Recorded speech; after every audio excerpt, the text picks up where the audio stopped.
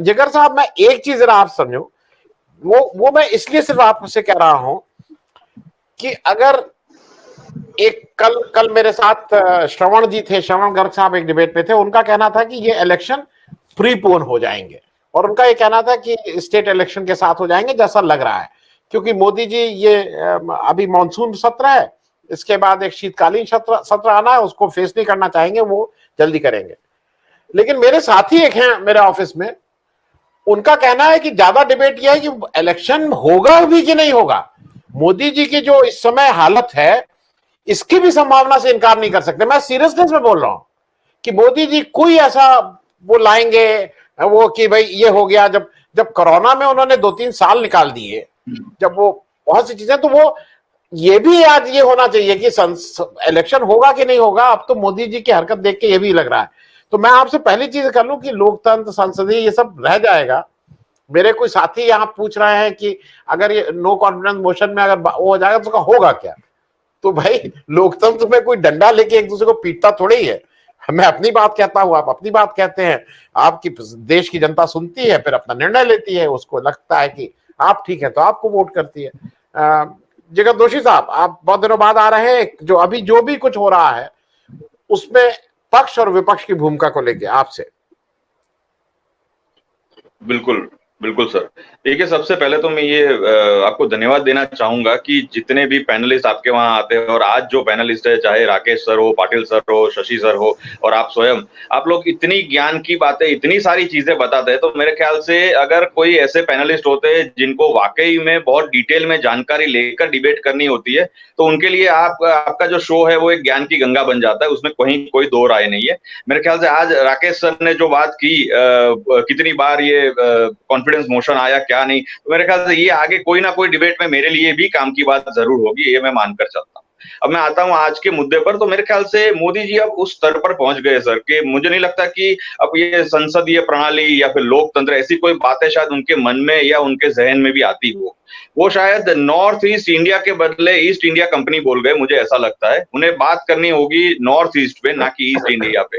पर आज की तारीख में अगर देखने जाए तो वो बिल्कुल अपना अपना एक, जिसे कहते हैं ना, जब से ये इंडिया नाम रखा है विपक्ष ने, हम सबने मिलकर, कांग्रेस ने खास करके, तो तब से एक जबरदस्त बेचैनी हो गई है बीजेपी के अंदर कि ये ऐसा नाम कहां से ढूंढ कर निकाल कर ले आए, क्योंकि अब ना वो इंडिया को गाली दे सकते हैं, क्योंकि देश को गाली देने की बात हो जाएगी, और ना उसके विरुद्ध में कुछ बोल सकते। तो इस वजह से शायद बौखला गए। अब जहां तक बात है चुनाव की, तो शायद दो इसमें संभावना बनती है। एक, जैसे आपने बताया, जल्दी चुनाव हो जाए, ये पॉसिबिलिटी है, शायद हो जाए, क्योंकि अगर आने वाले राज्यों के चुनाव में, चाहे राजस्थान हो, छत्तीसगढ़ हो, तेलंगाना हो, तो वहां पर कांग्रेस की आज की तारीख में बिल्कुल एक विनिंग पैटर्न दिख रही है। और कांग्रेस अगर वो राज्य में सत्ता पाने में वापस से कामयाब होती है, तेलंगाना में एक बार आगे हम जीत कर आते हैं, ये सारी चीजें होती है, तो इसका सीधा इम्पैक्ट लोकसभा चुनाव पर पड़ेगा, ये सीधी सी बात है। तो शायद मोदी जी नहीं चाहेंगे कि मैं बीच में गैप रखूं, इसलिए शायद एक ही साथ करा दे, और ये पॉसिबिलिटी देखी जा सकती है। पर दूसरी जो बात है वो बहुत अहम है, जो यहाँ पर मेरे ख्याल से पाटिल सर ने और शशि सर ने भी उठाई, वो बात ये है कि अब आगे क्या होगा।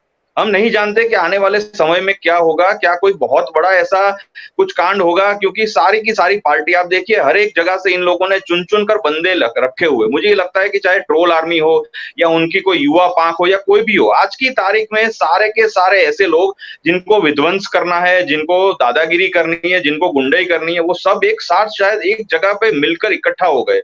सारी सत्ता उनके पास है, सारा पावर उनके पास है, पैसे का पावर उनके पास है, धन बल, बाहुबल, सब कुछ उनके पास है। और मेरे ख्याल से ये सबसे बड़ी चुनौती विपक्ष से ज्यादा जनता के लिए है, क्योंकि अगर आने वाले समय में जनता जागृत नहीं हुई, तो ये समय ये होगा कि शायद हम बहुत बड़ा सिविल वॉर देखेंगे, जो भारतवर्ष के इतिहास में कभी ना देखा गया हो। और अगर ऐसा कोई सिविल वॉर होगा, तो मैं ये 100%, ये 100% मानकर चलता हूं कि उसमें सिर्फ ऐसा नहीं होगा कि एक ही तरह के या एक ही तरफ के लोगों का कुछ नुकसान होगा।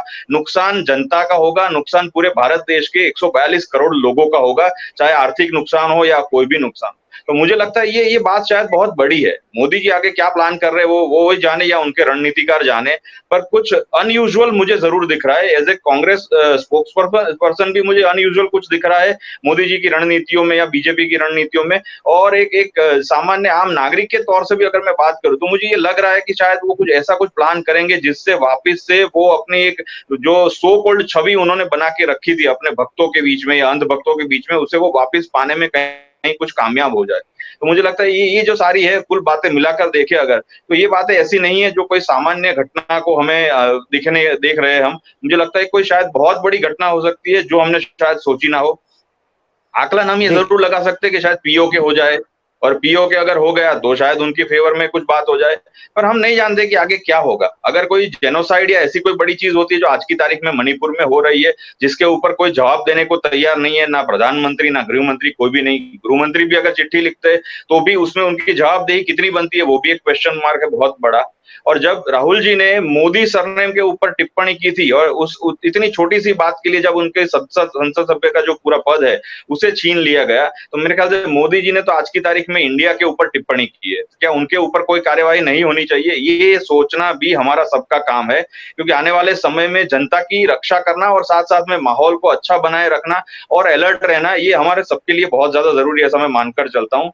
कोई ना कोई अनयूजुअल घटना जरूर घटेगी, ये भी मुझे एक अंदेशा है। अब वो क्या होगा आगे आने वाले समय में वो मुझे नहीं पता है, लेकिन ये किसी भी स्तर तक जा सकते हैं अपनी सत्ता पाने के लिए, ये बात बिल्कुल स्पष्ट है।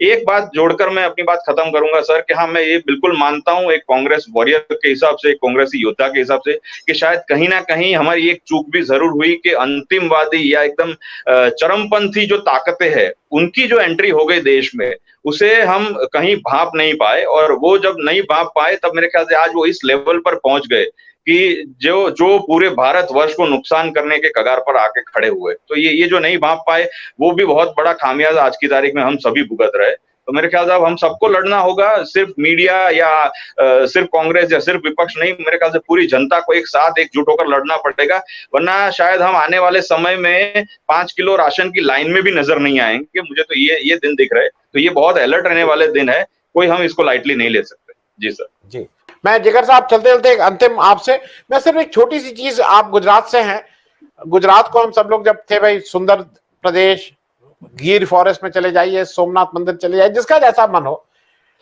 आपको कभी कभी नहीं लगता भाई गांधी का देश, पटेल का वो मुरारजी देसाई को भी लिए, मतलब एक से एक लोग, गुजरात जैसे प्रदेश का क्या हाल कर दिया है कि आज देश में गुजरात के नाम पे अच्छी बात नहीं कहते हैं लोग। आपको कभी कभी नहीं लगता है कि ये बाकी जो किया इन्होंने एक प्रदेश के नाम पे खराब बातें कही हैं? बिल्कुल सही बात है सर। आज की तारीख में खासकर सोशल मीडिया में जब ऐसा देखने को मिलता है, तो मैं ये बात कई बार मैं देखता हूँ, उसमें कुछ लोग बहुत ही गलत सलत टिप्पणियां करते हैं। अच्छा गुजराती हो तो ऐसा ही होगा, अच्छा गुजरात से हो तो ऐसा ही होगा। ये बहुत बारी मैं सुन चुका हूँ, देख चुका हूँ। तो एक जो नेगेटिव इंप्रेशन होती है वो बिल्कुल पड़ चुकी है कि यहाँ से हो तो ऐसा ही होगा, वहां से हो तो ऐसा ही होगा। मेरे ख्याल से ये उन्होंने एक जो इमेज है उसको बिगाड़ने में कहीं कोई कसर नहीं छोड़ी है। पर सबसे बड़ी बात यह है कि जो संविधान है हमारा, कॉन्स्टिट्यूशन ऑफ इंडिया, उसकी शपथ खाकर अगर वो बोलते हैं कि इंडिया इंडिया मुजाहिदीन और ऐसे शब्द इस्तेमाल करते हैं, तो मेरे ख्याल से ये इतनी भयानक बात है कि शायद मुझे नहीं लगता कि आज तक किसी भी प्रधानमंत्री ने ऐसी बात की होगी।